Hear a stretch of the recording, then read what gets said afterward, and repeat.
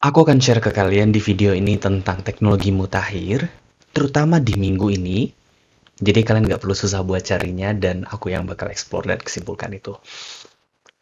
Aku akan search itu di GitHub Trending, di Medium, Twitter, dan Hacker News. Jika aku melakukan kesalahan atau memberikan informasi yang salah, tolong komen dan jangan lupa subscribe. Enjoy!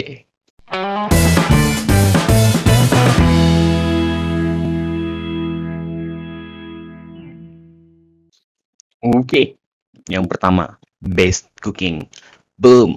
Jadi, repository ini tuh apa? Kalau bisa dilihat, ada websitenya, Best Cooking.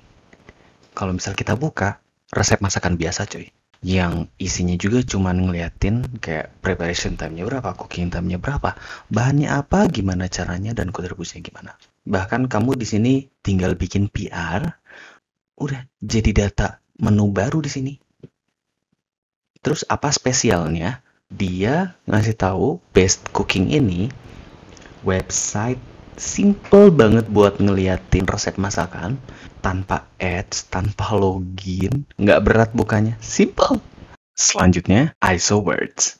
Repositorinya ISOWords itu aplikasi game macam Scrabble dan open source. Lalu spesialnya di mana? Kuncinya di sini. Dan ternyata Point Free ini tuh bikin blog open sourcing dari ISOWords. Dan setelah aku baca ini, pertama, ISOWords ini pada awalnya ini pengen ngebuktiin terutama ke Swift developer tentang composable architecture. Dia punya teori kalau development di Swift itu bisa nggak ribet. Caranya gimana, dan mereka bikin boilerplate-nya. Kelebihannya banyak juga beberapa, salah satunya yang penting juga dependencies. Benefitnya, kalau misal fiturnya kita udah semakin kompleks, bisa dipotong menjadi domain-domain yang lebih kecil. Terutama buat Swift developer, tolong jelas di sini dia ngasih tahu beberapa kontrol tentang dependencies yang katanya nggak ngeribetin. Dan benefitnya banyak lagi, keren banget. And yes, I'm going to start this. Chia Blockchain.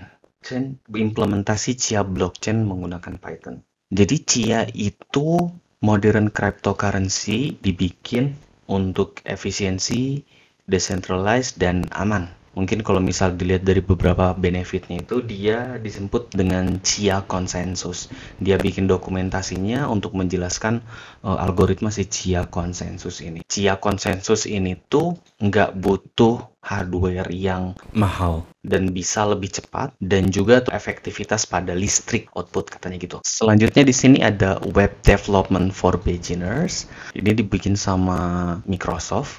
Di sini dia ngajarin dari yang namanya JavaScript, HTML practice, CSS practice, sampai ke bikin aplikasi. Cara belajarnya pun gampang kok. Tinggal buka repositorinya dan kalian tinggal pilih mau mulai dari mana aja. JS Basic Data Type, nggak masalah. Setiap direktorinya ada readme-nya. Setiap readme-nya itu dikasih deskripsi yang indah. Oke, selanjutnya di sini kita bakal lanjut ke Vocal Board. Vocal Board itu sebenarnya alternatif dari Trello, Notion, dan Asana.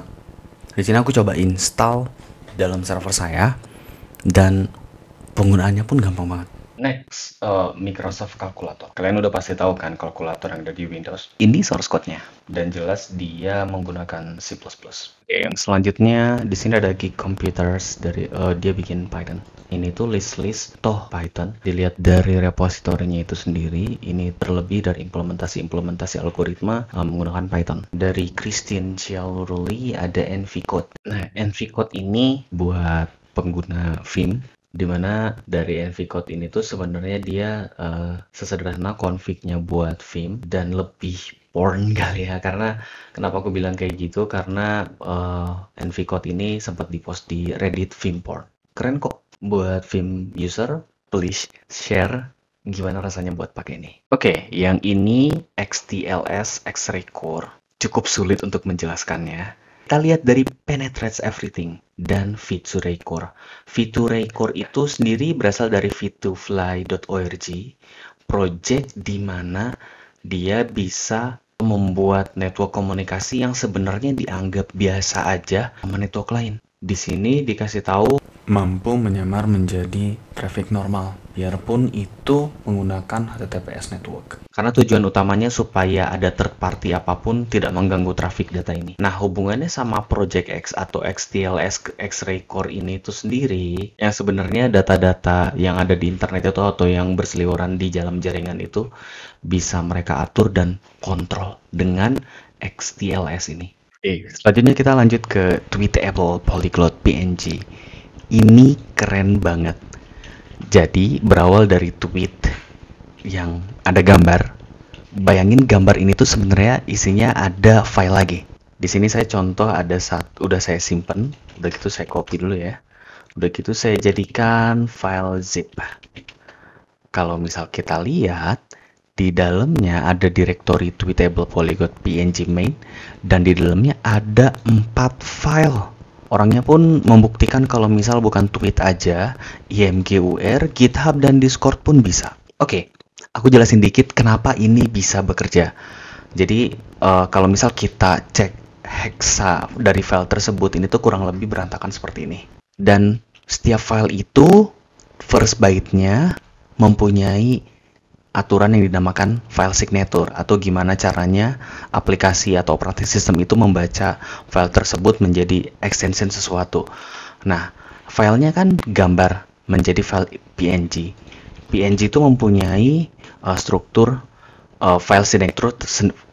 PNG pun mempunyai signature file tersendiri. Kira-kira hexacode-nya itu seperti ini. Kalau misal dilihat ini sama bagian yang ini ya.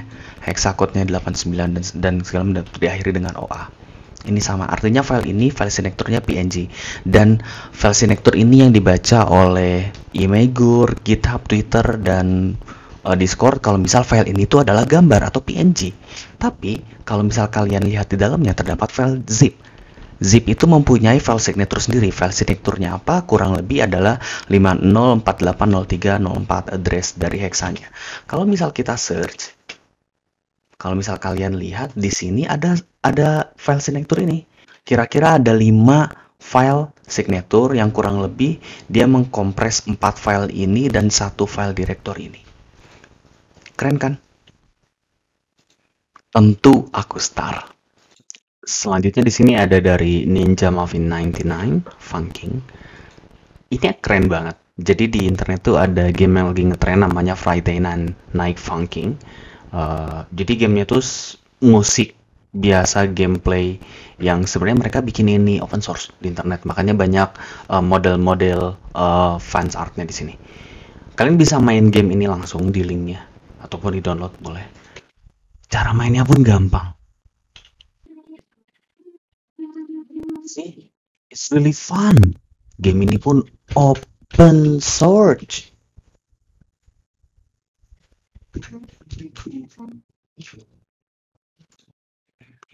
Dari Dr. Kielo ada Telegram.